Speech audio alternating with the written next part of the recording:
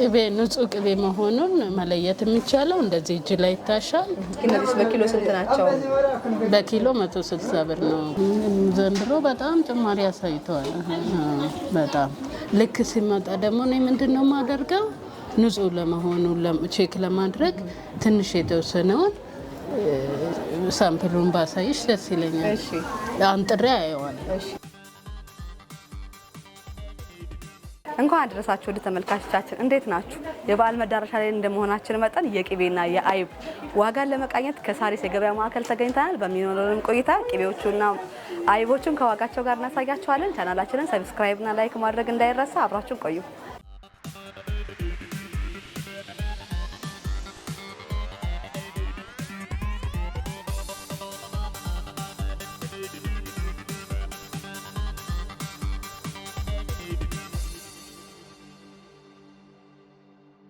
እንኳን አደረሰዎት። እንኳን አብሮ ደረሰን። እንታወቅ እስኪ፣ ማን እንበል?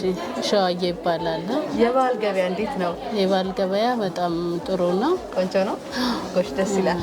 ያለነው እንግዲህ የቅቤና የአይብ የሚሸጥበት ቤት ነውና ምን አይነት ቅቤዎችን ነው የምትይዙት? አይቦች እስኬት ነው የሚመጡት? አይብ ከሸኖ ነው የሚመጣ። ቅቤም ያው አንደኛ ደረጃ የሚባለው ከሸኖ ነው።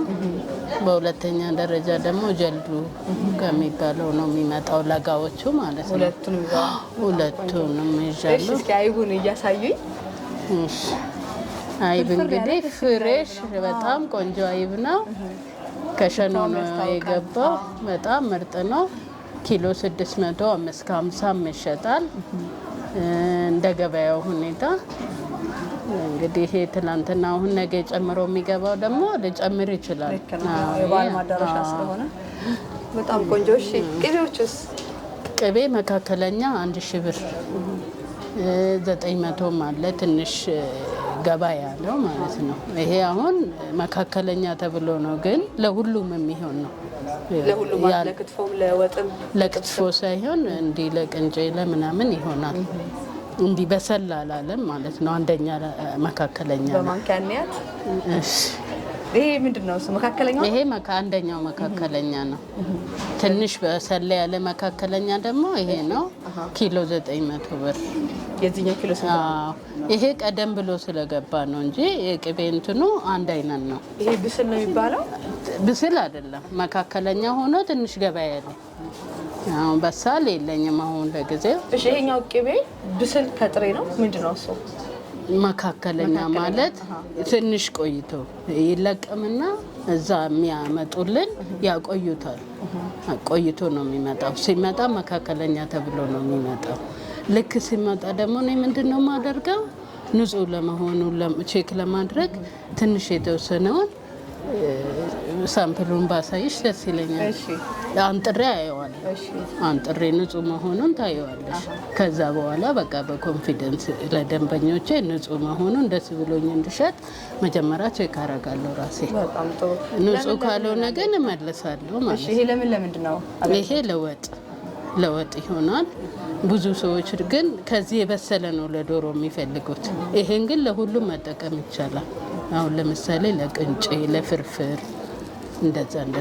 ለጋ አንደኛ ደረጃ የሚባለው ደግሞ ለገንፎ፣ ለክትፎ፣ ለጨጨብሳ የሚጠቀሙት ነው። ግን እንደ ሰው ልምድ ነው። አሁን የበሰለውን ለጨጨብሳ የሚጠቀመው አሉ። ግን አብዛኛው ሰው ደግሞ ለጋውን ነው የሚጠቀመው ለጨጨብሳ፣ ለገንፎ፣ ለክትፎ፣ ለድሎት እንደዚህ አይነት ነገር ለጋው የሚሆነው ማለት ነው። አሪፍ። ይሄኛው ትንሽ ከገባ ቆየት ያለ ነው ያሉኝ። እሺ በሰል የዋጋ ልዩነት ያመጣው እሱ ነው። እሱ ነው ዋጋው። ይሄንም በ1400 ያዘዋል። ለጋ ለጋ። እሺ ይሄኛውስ? ይሄ 1000 ብር። እሺ አንደኛው ብስ ነው ይባላል አይደል? አንደኛው ደረጃ አለ። አንደኛው ደረጃ ለጋ እሱ ያው እንደነገርኩሽ ለክትፎ ገንፎ ለጨጨብሳ የሚጠቀሙት ነው።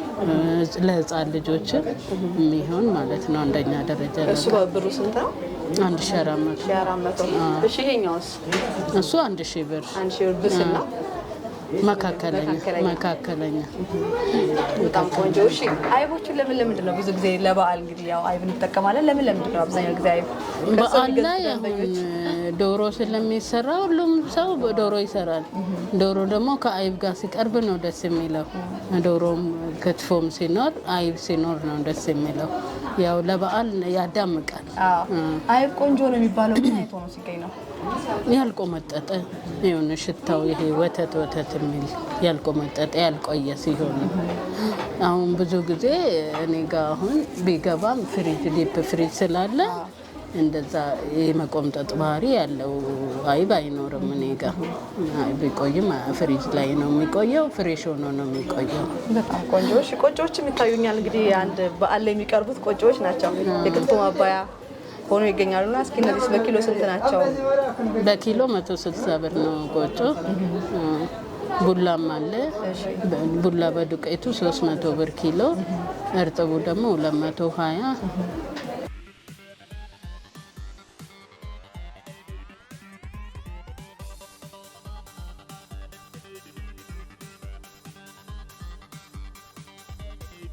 ብዙ ጊዜ ሰዎች ቅቤ ለመግዛት ሲሄዱ የሚያዩት ነገር አለች፣ ጥሩ ቅቤ መሆኑን። ያው ባዕድ ነገሮች እነ ዘይት እነ ሙዝ የሚቀላቀሉበት አካሄድ ስላለ እሱ እንዴት ነው መለየት የሚቻለው እንደ ባለሙያ?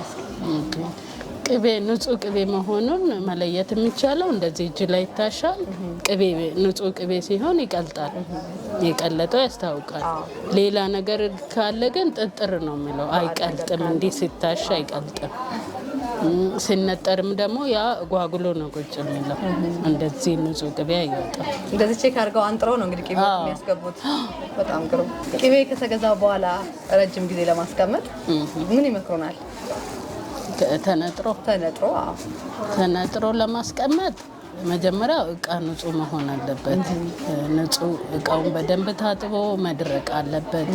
ከደረቀ በኋላ ከስር የተፈጨውን ኮረሪማ መነስነስ፣ ከዛ በንጽህና አጥልለሽ አመት ማስቀመጥ ትችያለሽ። ምንም ቀኖ ሳይቀየር አመት መጠቀም ትችያለሽ። ንጹህ ቅቤ ጀመር። ንጹህ ቅቤ የምነጠረው ንጹህ መሆን አለበት።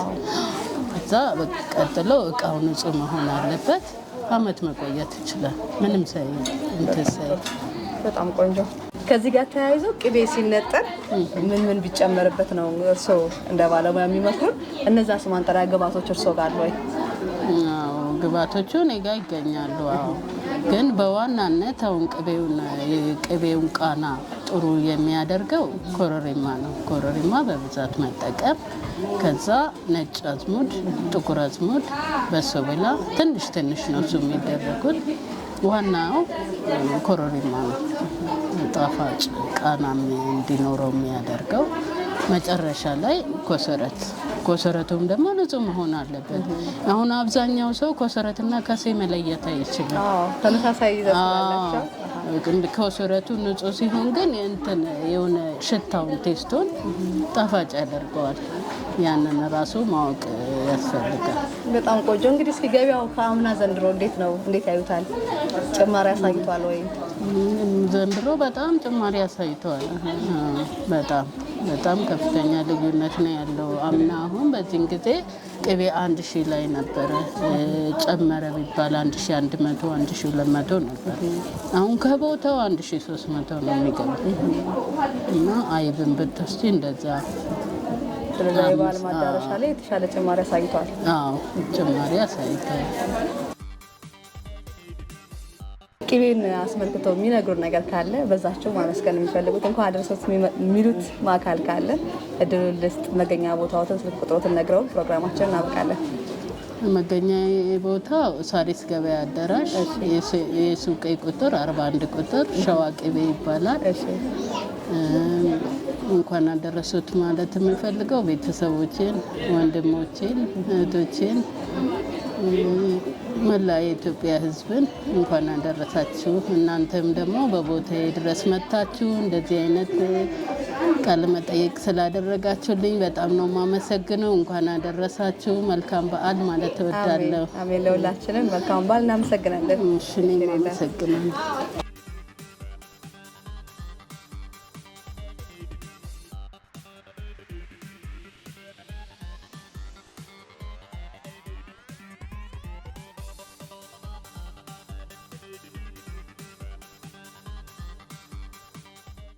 ክብራትና ክብራን ወደ ተመልካቾቻችን በሳሪስ የገበያ ማዕከል ተገኝተን ያደረግነው የአይብና የቅቤ የገበያ ቅኝት ይሄንን ይመስል ነበር። እንደጠቀማችሁ እናምናለን። ቻናላችንን ሰብስክራይብ፣ ላይክ እና ሼር ማድረግ እንዳይረሳ። መልካም በዓል።